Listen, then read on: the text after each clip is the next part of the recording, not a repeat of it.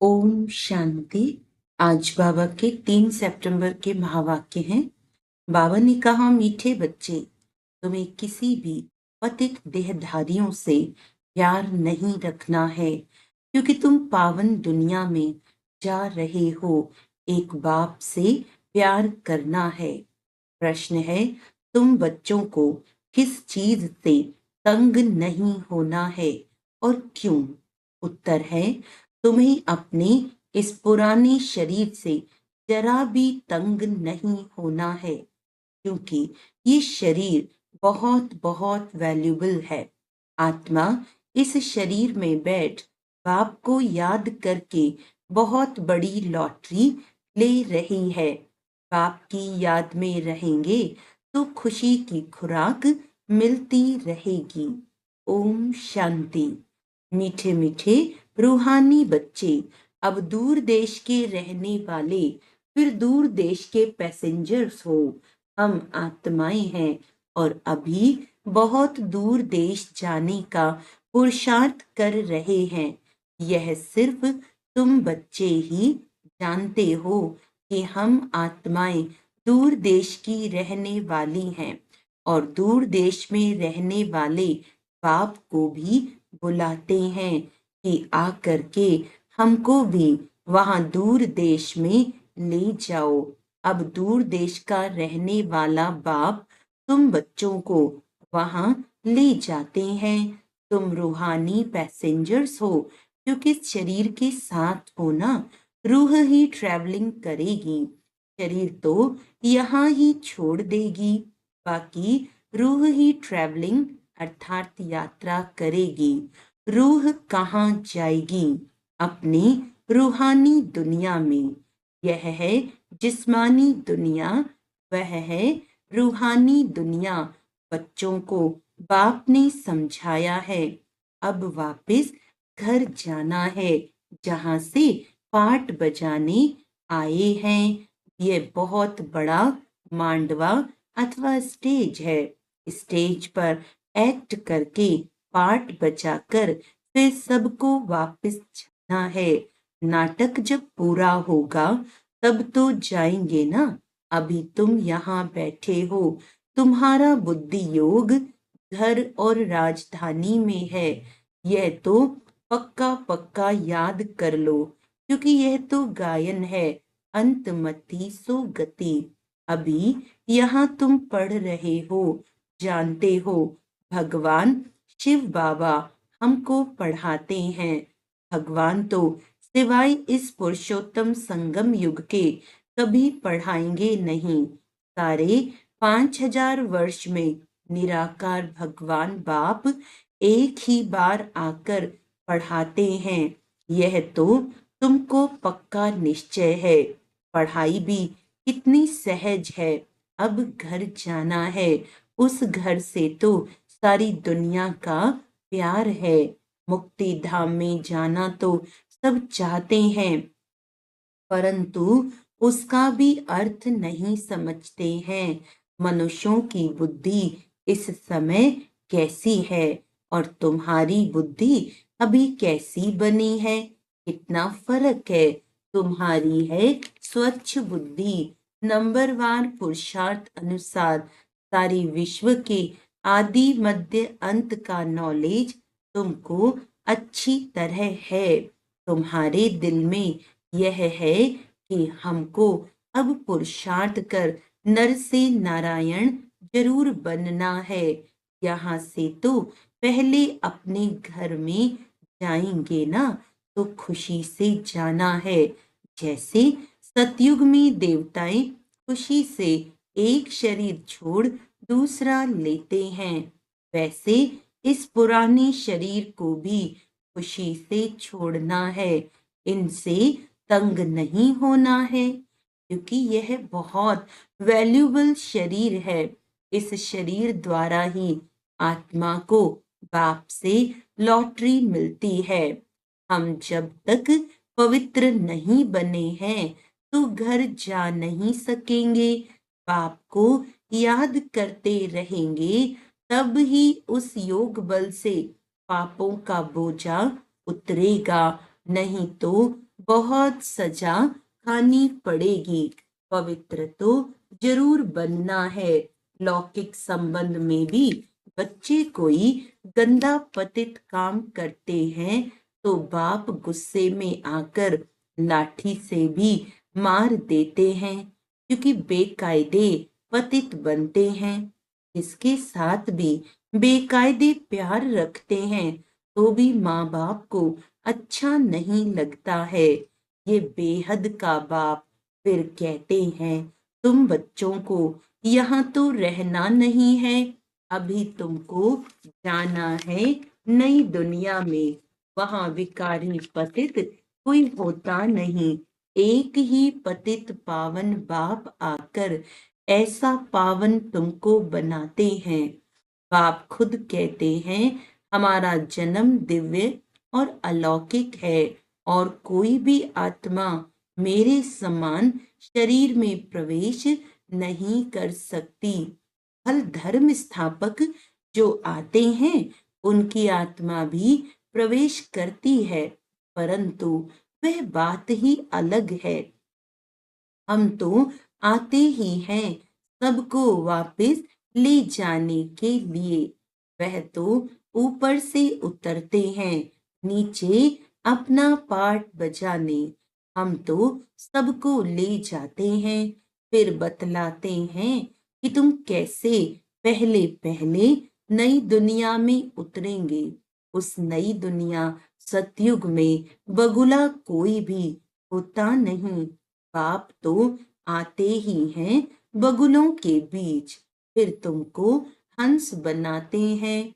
तुम अब हंस बने हो, मोती ही चुगते हो। सतयुग में तुमको यह रतन नहीं मिलेंगे। यहाँ तुम ये ज्ञान रतन चुगकर हंस बनते हो। बगुले से तुम हंस कैसे बनते हो, ये बाप बैठ समझाते हैं। अभी तुमको हंस बनाते हैं। देवताओं को हंस, असुरों को बगुला कहेंगे। अभी तुम खिचड़ा छुड़ाए मोती चुगाते हो। तुमको ही पद्मा पदम भाग्यशाली कहते हैं। तुम्हारे पैर में छापा लगता है पद्मों का। शिव बाबा को तो पांव है नहीं जो पद्म हो सके। वह तो तुमको पद्मा पदम भाग्यशाली बनाते हैं। बाप कहते हैं, मैं तुमको विश्व का मालिक बनाने आया हूँ। ये सब बातें अच्छी रीति समझने की हैं। मनुष्य यह तो समझते हैं ना, स्वर्ग था, परंतु कब था फिर कैसे होगा वह पता नहीं है। तुम बच्चे अभी रोशनी में आए हो, वह सब है अंधियारे में। यह लक्ष्मी नारायण विश्व के मालिक अब कैसे बने ये पता ही नहीं है। 5000 वर्ष की बात है। बाप बैठकर समझाते हैं, जैसे तुम आते हो पाठ बजाने, वैसे मैं भी आता हूँ। तुम निमंत्रण देकर बुलाते हो, हे बाबा हम पतितों को आकर पावन बनाओ, और किसको भी ऐसे कभी नहीं कहेंगे। अपने धर्म स्थापक को भी ऐसे नहीं कहेंगे कि आकर सबको पावन बनाओ। क्राइस्ट अथवा बुद्ध को थोड़े ही पतित पावन कहेंगे। गुरु वह जो सदगति करे, वह तो आते हैं, उनके पिछाड़ी सबको नीचे उतरना है। यहाँ से वापस जाने का रास्ता बतलाने वाला, सर्व का सदगति करने वाला अकाल मूरत एक ही बाप है। वास्तव में सतगुरु अक्षर ही राइट है। तुम सबसे राइट अक्षर फिर भी सिख लोग बोलते हैं, बड़ी बड़ी आवाज से कहते हैं सतगुरु अकाल, बड़ी जोर से धुन लगाते हैं सतगुरु अकाल मूरत कहते हैं। मूरत ही नहीं हो तो वह फिर सतगुरु कैसे बनेंगे, सदगति कैसे देंगे। वह सतगुरु स्वयं ही आकर अपना परिचय देते हैं। मैं तुम्हारे मिसल जन्म नहीं लेता हूँ। और तो सब शरीरधारी बैठ सुनाते हैं। तुमको अशरीरी रूहानी बाप बैठ समझाते हैं। रात दिन का फर्क है। इस समय मनुष्य जो कुछ करते हैं वह रॉन्ग ही करते हैं, क्योंकि रावण की मत पर है ना। हर एक में 5 विकार हैं। अभी रावण राज्य है। यह बातें डिटेल में बाप बैठ समझाते हैं। नहीं तो सारी दुनिया के चक्र का मालूम कैसे पड़े। यह चक्र कैसे फिरता है मालूम पड़ना चाहिए ना। यह भी तुम नहीं कहते हो कि बाबा समझाओ। आपे ही बाप समझाते रहते हैं। तुमको एक भी प्रश्न पूछने का नहीं रहता। भगवान तो बाप है। बाप का काम है सब कुछ आपे ही सुनाना, आपे ही सब कुछ करना। बच्चों को स्कूल में बाप आपे ही बिठाते हैं, नौकरी पर लगाते हैं। फिर उनको कहते हैं 60 वर्ष बाद ये सब छोड़ भगवान का भजन करना, वेद शास्त्र आदि पढ़ना, पूजा करना। तुम आधा कल्प पुजारी बने, फिर आधा कल्प के लिए पूज्य बनते हो। पवित्र कैसे बनो उसके लिए कितना सहज समझाया जाता है। फिर भक्ति बिल्कुल छूट जाती है। वह सब भक्ति कर रहे हैं, तुम ज्ञान ले रहे हो। वह रात में है, तुम दिन में जाते हो, अर्थात स्वर्ग में। गीता में लिखा हुआ है मन मना भव। ये अक्षर तो मशहूर हैं। गीता पढ़ने वाले समझ सकते हैं। बहुत सहज लिखा हुआ है। सारी आयु गीता पढ़ते आए हैं, कुछ भी नहीं समझते। अब वही गीता का भगवान बैठ दिखलाते हैं तो पतित से पावन बन जाते हैं। अभी हम भगवान से गीता सुनते हैं, फिर औरों को सुनाते हैं, पावन बनते हैं। बाप के महावाक्य है ना। यह है वही सहज राजयोग। मनुष्य कितनी अंधश्रद्धा में डूबे हुए हैं। तुम्हारी तो बात ही नहीं सुनते हैं। ड्रामा अनुसार उन्हों की भी जब तकदीर खुले तब ही आ सके तुम्हारे पास। तुम्हारे जैसी तकदीर और कोई धर्म वालों की नहीं होती। बाप ने समझाया है ये तुम्हारा देवी देवता धर्म बहुत सुख देने वाला है। तुम भी समझते हो बाप ठीक कहते हैं। शास्त्रों में तो वहां भी कंस रावण आदि बैठ दिखाए हैं। वहां के सुख का तो कोई को पता ही नहीं है। फल देवताओं को पूजते हैं, परंतु बुद्धि में कुछ नहीं बैठता। अब बाप कहते हैं बच्चे मुझे याद करते हो। ऐसे कभी सुना कि बाप बच्चे को कहे कि तुम मुझे याद करो। लौकिक बाप कभी ऐसे याद कराने का पुरुषार्थ कराते हैं क्या? ये बेहद का बाप बैठ समझाते हैं।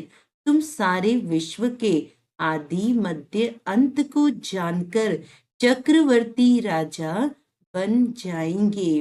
पहले तुम जाएंगे घर, फिर आना है पाटधारी बनकर। अभी किसको भी पता नहीं पड़ेगा कि ये नई आत्मा है या पुरानी आत्मा है। नई आत्मा का नामाचार जरूर होता है। अभी भी देखो कोई कोई का कितना नामाचार होता है। मनुष्य ढेर आ जाते हैं, बैठे बैठे अनायास ही आ जाते हैं, तो वह प्रभाव पड़ता है। बाबा भी इसमें अनायास ही आते हैं तो वे प्रभाव पड़ता है। वह भी नई आत्मा आती है तो पुरानों पर प्रभाव होता है। टाल टालियां निकलती जाती हैं तो उनकी महिमा होती है। इसको पता नहीं रहता है कि इनका नामाचार क्यों है। नई आत्मा होने से उनमें कशिश होती है। अभी तो देखो कितने ढेर झूठे भगवान बन गए हैं। इसीलिए गायन है, सच की बेड़ी हिलती डुलती है लेकिन डूबती नहीं है। तूफान बहुत आते हैं क्योंकि भगवान खिवैया है ना। बच्चे भी हिलते हैं, नाव को तूफान बहुत लगते हैं और सत्संगों में तो ढेर जाते हैं, परंतु वहां कभी तूफान आदि की बात नहीं आती। यहाँ अबलाओं पर कितने अत्याचार होते हैं, परंतु फिर भी स्थापना तो होनी है। बाप बैठ समझाते हैं, हे आत्माएं, तुम कितना जंगली कांटे बन पड़े हो। दूसरों को कांटा लगाते हो तो तुमको भी कांटा लगता है। रिस्पॉन्स तो हर बात का मिलता है। वहां दुख की छीछी बातें कोई होती नहीं, इसीलिए उनको कहा ही जाता है स्वर्ग। मनुष्य स्वर्ग और नरक कहते हैं, परंतु समझते नहीं हैं। कहते हैं फलाना स्वर्ग गया, यह कहना भी वास्तव में रॉन्ग है। निराकारी दुनिया को कोई हेवन नहीं कहा जाता है, वह है मुक्ति धाम। ये फिर कहते हैं स्वर्ग में गया। अभी तुम जानते हो ये मुक्ति धाम आत्माओं का घर है। कैसे यहाँ घर होते हैं। भक्ति मार्ग में जो बहुत धनवान होते हैं तो कितने ऊंच मंदिर बनाते हैं। शिव का मंदिर देखो कैसे बनाया हुआ है। लक्ष्मी नारायण का भी मंदिर बनाते हैं तो सच्चे जेवर आदि कितने होते हैं। बहुत धन रहता है। अभी तो झूठ हो गया है। तुम भी आगे कितने सच्चे जेवर पहनते थे।